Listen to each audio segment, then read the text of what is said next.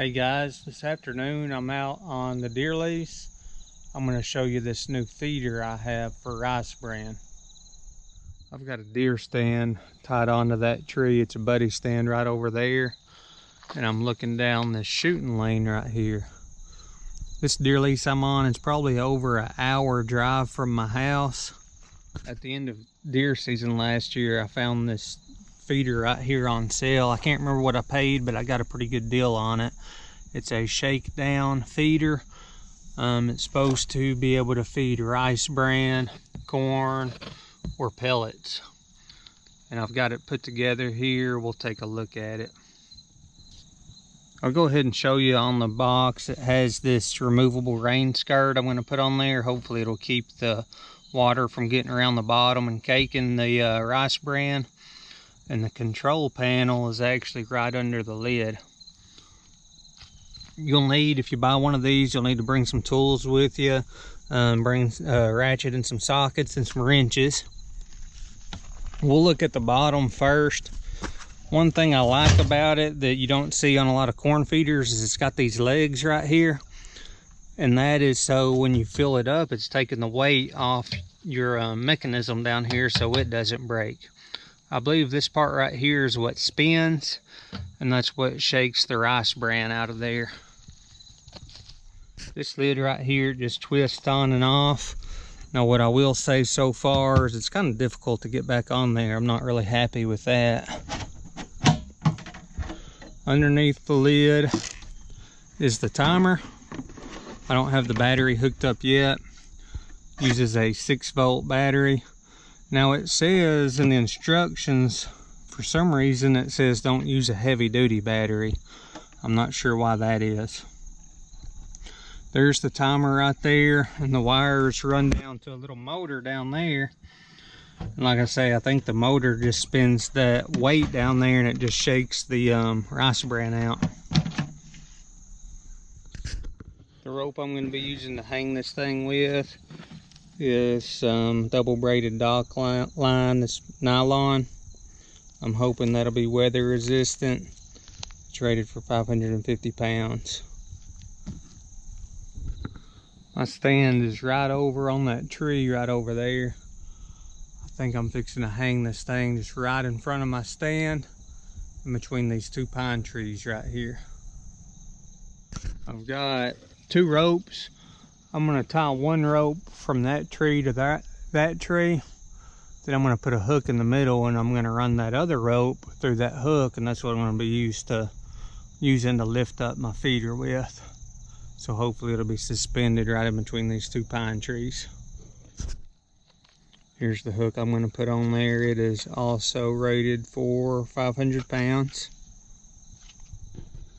Got that thing suspended now. I don't have it all the way up. You can see I got a rope there. I got a rope there.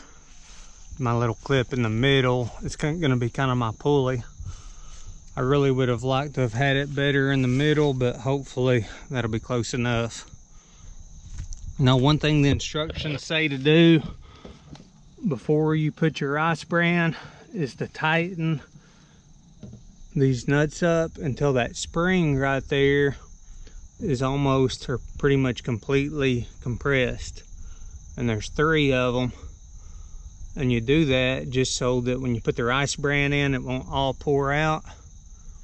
And then you can adjust it as needed depending on how much you want to pour out on the ground. This is a 40-pound bag of rice bran right here.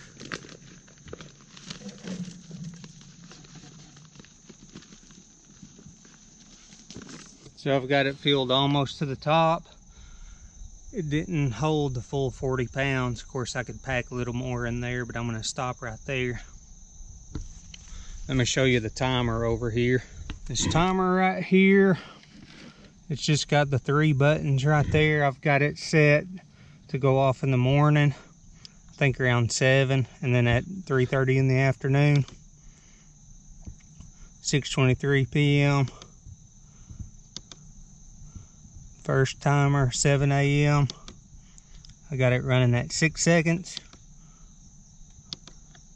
Second timer, 3:30.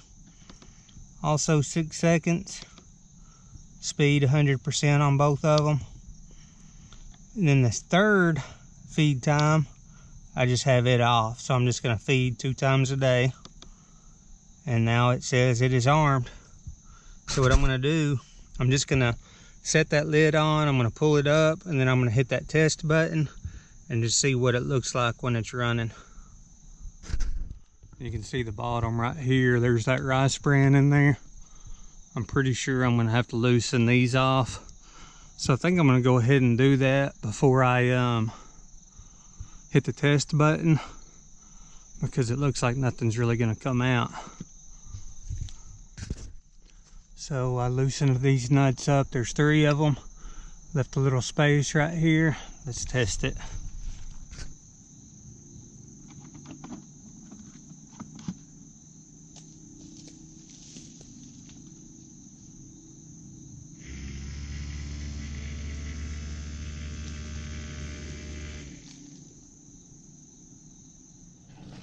All right, what you can see from that test is it didn't pour much on the ground. So I'm gonna loosen it up some more.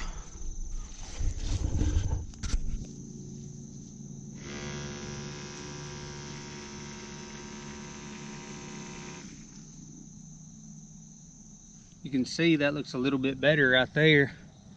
So it looks like the feeder works pretty good. The question is, when it rains, is that gonna keep the water out enough to keep it from caking? I'm gonna do another adjustment on that. Gonna test it one more time. All I'm doing is, see if we can see, there's a test button right there. I'm gonna push it and let it run. Push that button, there's a little timer that's counting down.